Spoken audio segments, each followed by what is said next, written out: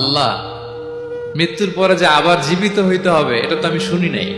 আল্লাহ, এই পৃথিবীতে আমি কি কি করেছি তার পাই টু পাই তোমার সুপ্রিম কোর্টের কাঠ গড়ায় দাঁড়িয়ে যে বিচারের সম্মুখীন হতে হবে কেউ তো আমার কোনোদিন বলে নাই। এজন্য আল্লাহ বলেন আমি পৃথিবীতে রাসূল পাঠিয়েছি যাতে করে মানুষের কোনো এক্সকিউজ না থাকে। আচ্ছা বলেন তো, এখন কি কেউ আল্লাহরে বলতে পারবে আল্লাহ বিচার যে হবে এটা তো আমি জানি না? বলতে পারবে? আল্লাহ আখিরাত বলে যে একটা কথা আছে, পুনরুত্থান, পুনর্জীবিত হইতে হবে, আবার বিচারের সম্মুখীন হইতে হবে, জান্নাত জাহান্নাম আছে, এগুলো তো কোনোদিন আমি শুনি নাই। এই কথা, এই এক্সকিউজ তোলার কোন সুযোগ কি আর আছে? No excuse will be granted that day, dear brothers and sisters.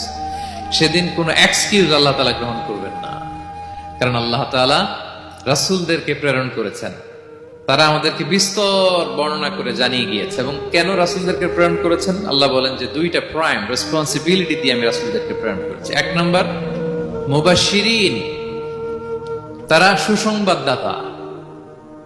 তারা আমাদেরকে জানিয়েছে এই পৃথিবীতে যদি আমরা ভালো কাজ করি, এক আল্লাহর ইবাদত করি, কারো হক নষ্ট না করি, তাহলে আমরা জান্নাতে যেতে পারবো।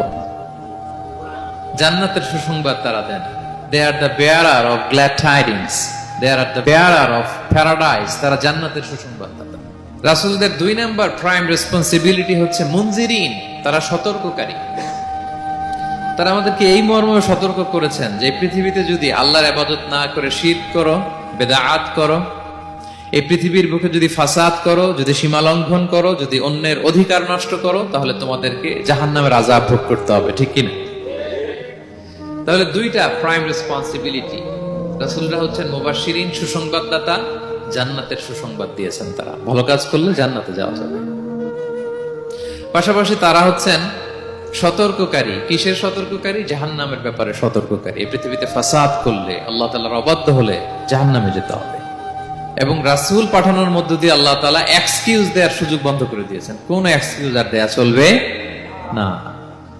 তাহলে পৃথিবীতে কেন আল্লাহ তাআলা রাসূল পাঠালেন, এই পয়েন্টটা কি সবার কাছে ক্লিয়ার? আচ্ছা, ক্লিয়ার। আমরা সামনের দিকে এগোই। এরপর আল্লাহ তাআলা বলেছেন এই পৃথিবীতে যত জাতি গোষ্ঠী আছে সব জাতির কাছে আমি রাসূল পাঠিয়েছি। ওয়া ইম মিন উম্মাতিন ইল্লা খালা ফিহা নাযীর, যত জাতি, যত নেশন এই পৃথিবীতে এসেছে সব জাতিকে সতর্ক করবার জন্য, ইনস্ট্রাক্ট করবার জন্য, গাইড করবার জন্য আমি রাসূল পাঠিয়েছি। এমন কোন জাতি নাই যে জাতির মধ্যে আল্লাহ রাসূল পাঠায় নাই, সবাই রাসূল পেয়েছেন। এবং মজার ব্যাপার হচ্ছে they are the chosen and selected personality by Allah subhanahu wa ta'ala. রাসূলরা হচ্ছেন আল্লাহ তাআলার পক্ষ থেকে chosen এবং সিলেক্টেড। রাসূলদেরকে সিলেক্ট করেছে কে? আল্লাহ। তিনি বলেন ওয়া ইন্নাহুম ইনদানা লামিনাল মুস্তাফাইনাল আখিয়া, নবীরা হচ্ছে আমার কাছে মনোনীত, আমি তাদেরকে মনোনীত করেছি এবং তারা হচ্ছে সর্বশ্রেষ্ঠ মানুষ। তার মানে এই আয়াত থেকে বোঝা গেল নবীরা সিলেক্টেড, তারা ইলেক্টেড না।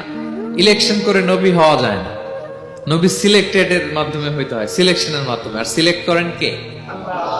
চুজ করেন কে? ইলেকশন করে নবী হওয়া যায়? আমরা পৃথিবীর সবাই মিলে যদি ভোট দেই, আল্লাহ আমরা সবাই ভোট দিলাম, এই হচ্ছে রাসূল, তাকে রাসূল হিসেবে আপনি কবুল করেন, হবে? ইলেকশনে ভোট দিলে আমাদের সাথে যদি ম্যানকাইন্ডের সাথে জিন কাইন্ডও যুক্ত হয়, জিনেরাও যদি বলে আল্লাহ আমরাও আছি, আমরাও দিলাম একটা করে ভোট, হবে? রাসূল হবে? ফেরেশতারাও যদি যুক্ত হয়, ফেরেশতারাও যদি বলে, মানুষও ভোট দিল, জিনেরাও দিল, ফেরেশতারাও দিল, প্রত্যেকে একটা করেই দিল, ধরেন প্রত্যেকের ভোট গণনা করার পরে দেখা গেল বিশাল ভোট কাউন্ট হয়েছে। এখন তাদের এই ভোটের উপর ভিত্তি করে রাসূল হবে কেউ? হবে? কারণ নবী ইলেকশনে হওয়া যায় না, নবী হয় সিলেকশনে। আর সিলেক্ট করেন কে? আল্লাহু ইয়ালামু হাইসু ইয়াজআলু রিসালাতাহু, কাকে রাসূল বানাবেন, কাকে তিনি নবী হিসেবে অ্যাপয়েন্ট করবেন, এটা তিনিই জানেন। শুধুমাত্র, কেবলমাত্র, একমাত্র আল্লাহ তাআলা সোললি এটাকে কন্ট্রোল করেন। কেউ চাইলে কারো ভোটে, কারো ইলেকশনে নবী হওয়া যায় না। নবীরা হচ্ছেন সিলেক্টেড, চুজেন পার্সোনালিটি বাই আল্লাহ সুবহানাহু ওয়া তাআলা। তাহলে নবীরা নির্বাচিত নন, ওনারা মনোনীত। নবীরা কি নির্বাচিত? নবীরা মনোনীত। এখন কতজন নবী রাসূল আল্লাহ তাআলা পাঠিয়েছেন? আল্লাহ তাআলা সুস্পষ্ট করে জানাননি কতজন। কিছু কিছু হাদিস থেকে পাওয়া যায় লক্ষাধিক রাসূল, নবী এবং রাসূল আল্লাহ তাআলা এই পৃথিবীতে পাঠিয়েছেন। কিন্তু কোরআন আল কারিমে এই লক্ষাধিক নবী রাসূলের সবার কথা আল্লাহ তাআলা আমাদেরকে শোনাননি। আল্লাহ তাআলা মাত্র 25 জন রাসূলের কথা আমাদেরকে শুনিয়েছেন। কতজন? 25 জনের কথা আল্লাহ তাআলা শুধু আমাদেরকে বলেছেন, বাকিদের কথা বলেন নাই। কতটুকু আমাদের বলা দরকার এটা আমাদের চেয়ে ভালো জানেন কে? আল্লাহ ভালো জানেন। আল্লাহ তাআলা ভালো জানেন কতটুকু আমাদেরকে জানাতে হবে। যত রাসূল তিনি পাঠিয়েছেন, যত নবী পাঠিয়েছেন, সবার কথা যদি আল্লাহ কোরআনে বলতেন তাহলে কোরআন কি মাত্র 611 পৃষ্ঠার একটা বই হতো? 10 খণ্ড, 15 খণ্ড, 20 খণ্ড। তখন আমরা হাফেজ হতে পারতাম?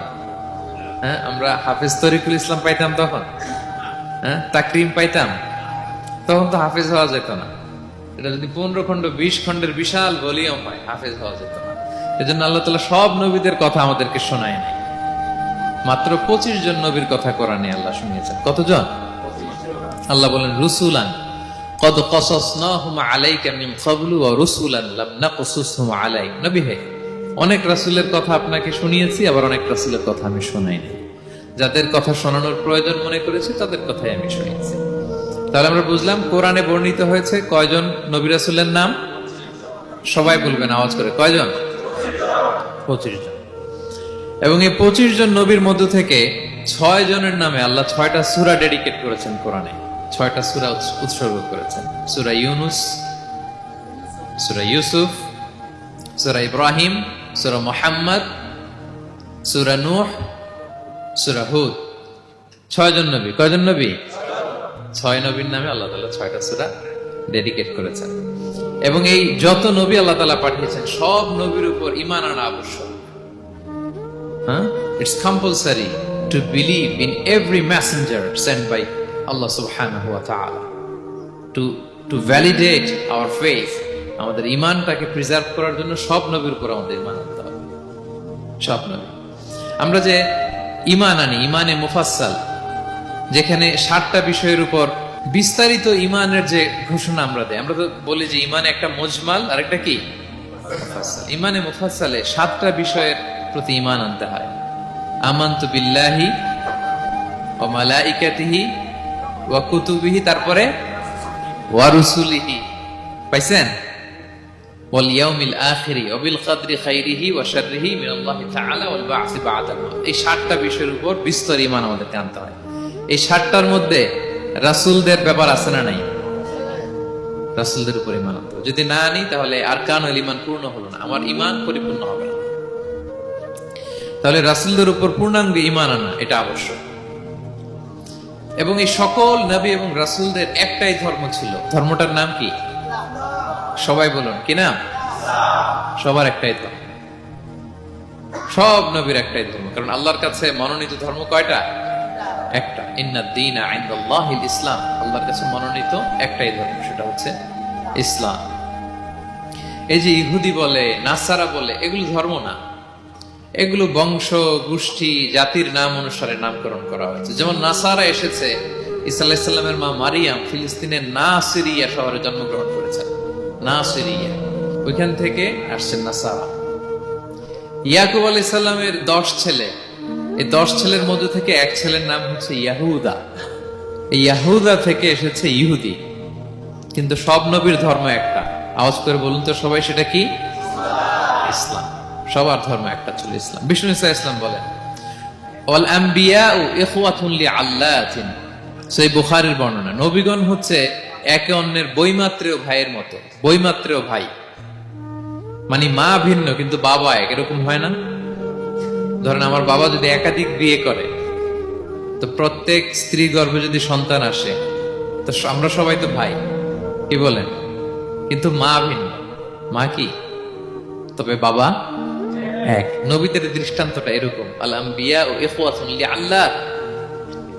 নবীরা হচ্ছেন বৈমাত্রেয় ভাইয়ের মতো, তাদের মা ভিন্ন কিন্তু বাবা এক। বিষ্ণু ইসলাম বলেন উম্মাহাতুহুম শাত্তা ওয়া দীনুহুম ওয়াহিদ। তাদের শরীয়ত, তাদের বিধিবিধান এটা ভিন্ন ভিন্ন, কিন্তু তাদের দিন কি